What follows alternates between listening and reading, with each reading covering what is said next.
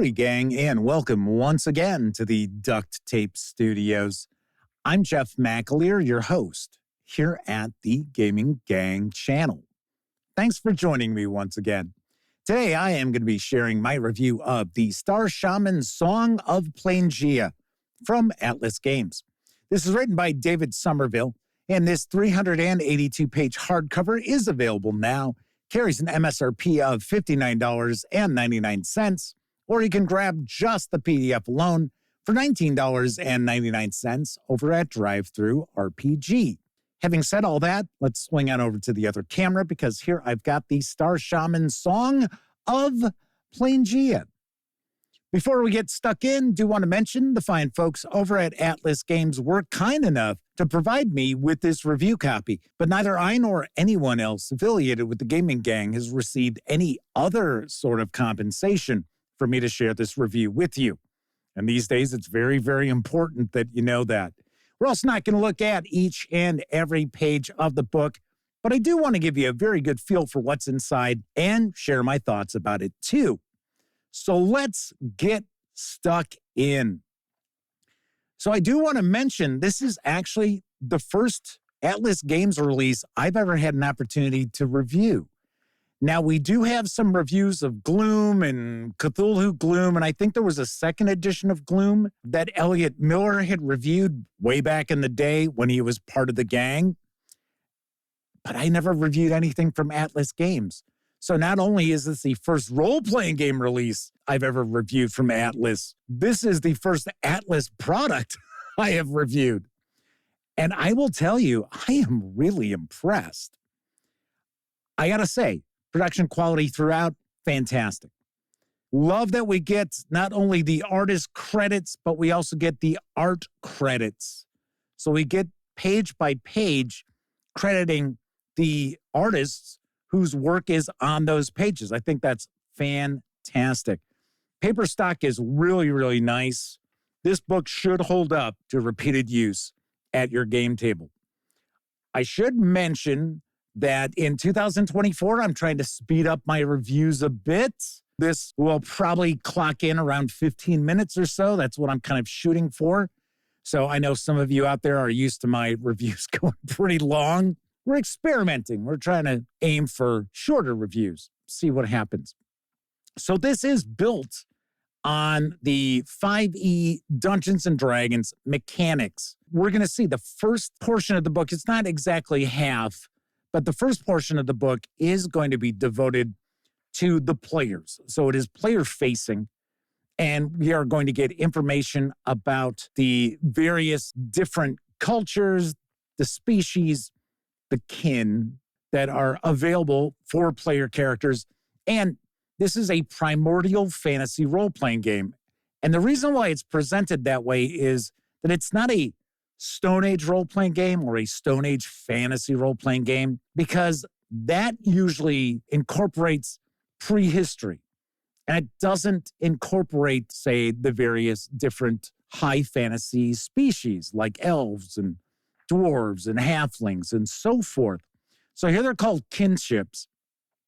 And we will get a breakdown of our traditional fantasy species as far as this setting itself. So, of course, halflings are different, elves are different, gnomes are different.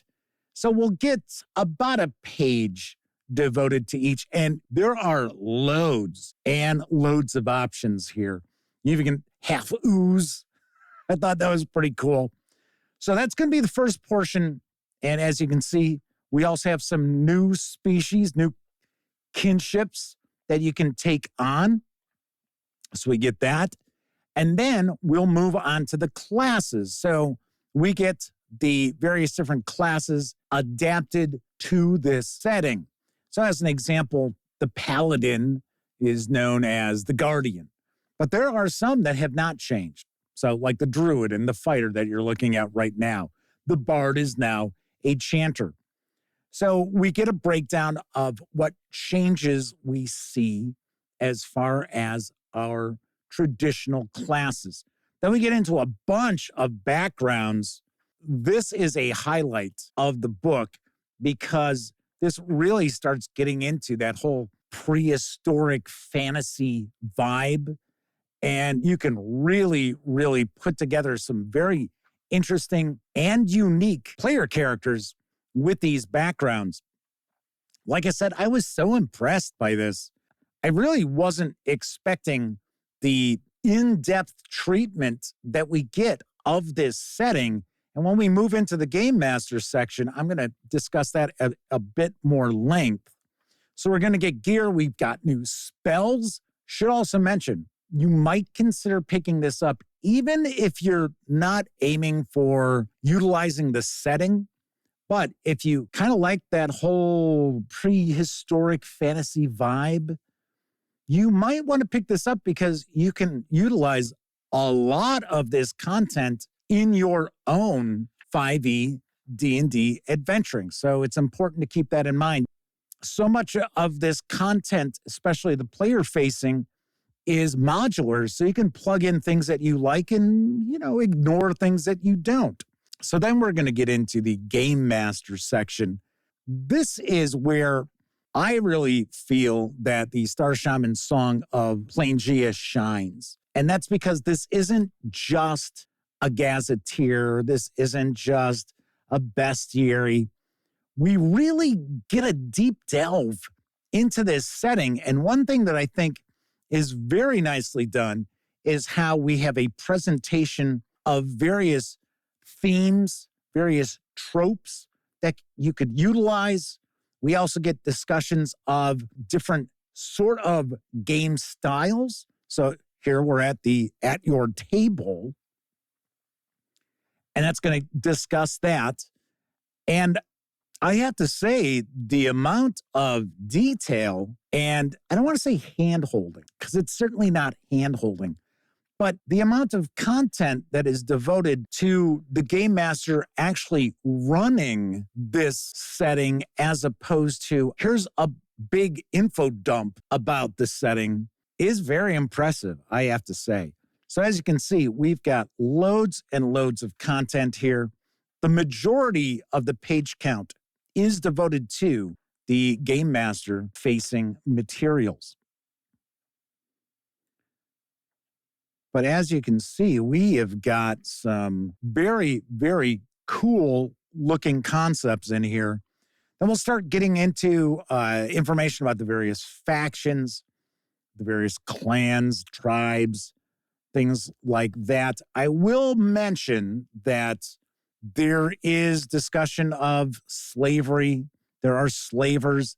Of course, there's also a bit of discussion about not utilizing those aspects of the setting. I would have to say that this setting is not necessarily aimed at gamers out there who find themselves easily triggered, I guess I will say. But as you can see here, we've got some different magical items, some unique items. Quite a few pages are devoted to that. Then we'll start getting into our bestiary and a discussion of various different traits of the different creatures. We get into our deities, our religions. And then here you can see we're going to get into the bestiary. One aspect of the book that I was a little bit disappointed in was some of these entries, we don't get artwork. Like some of the deity entries as well, we don't get artwork. There is a good amount of art, as you can see. But one of the things that I think kind of saves that from not having as much artwork as I would like in the bestiary portion is a lot of the items that don't have art are entries that you can visualize fairly easily for the most part. Not everything, but for the most part. But as you can see, the artwork throughout is just top-notch. Really, really well done. All right, so that is a look inside the Star-Shaman's Song of Planegea and some thoughts about the book as well.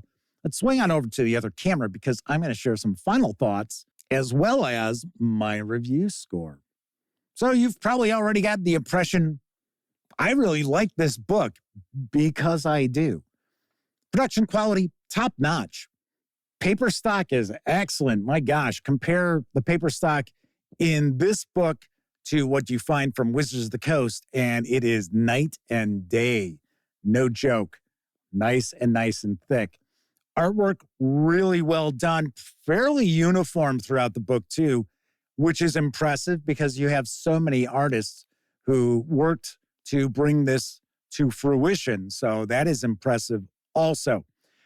But the thing is, if the content inside this book isn't good, it doesn't really matter what the production quality is. And I have to say, the content is excellent. I really enjoyed reading through the Star-Shaman Song of Planegea. There's a lot of useful content in here.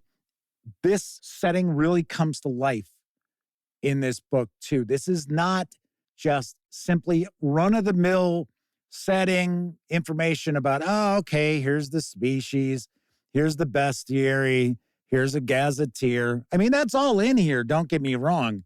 But there is just so much devoted to the game master bringing this to life at the table. How to run different sorts of adventures, different themes to adventures and campaigns. And I really think that this is just an exceptional product. I will say, though, that the setting itself, the theme, the genre, the prehistoric fantasy is very niche. So I can see it's not going to necessarily jump out at a lot of gamers out there. But if you have ever considered taking a high fantasy concept and meshing it together with the Stone Age, look no further than this book. I'm telling you that right now. So on a scale of 0 to 10, I give the Star-Shaman Song of Planegea a 9.5 out of 10. Oh, so close to a 10 out of 10. It is that good. I highly, highly recommend this if you are interested in that sort of genre. All right, that is it for this time out. If you like this video, by all means, please give it a quick thumbs up. Subscribe to the channel if you haven't already. And if you do subscribe, don't forget, ring that bell, because it'll not only let you know when I share videos such as this review, it'll also inform you when my live stream, The Gaming Gang Dispatch, airs Tuesday, Wednesday, and Thursday evenings at 7 p.m. Central right here on YouTube. And of course, when you're not watching videos on the Gaming Gang channel, be sure to visit thegaminggang.com for all latest in tabletop gaming news, reviews, and a whole lot more you will not find here on the channel. You know the drill. Get your geek on at thegaminggang.com. Thank you very much for watching. Once again, I'm Jeff McAleer, and until I see you next time, I always hope every one of you gets to enjoy plenty of great gaming with your gang.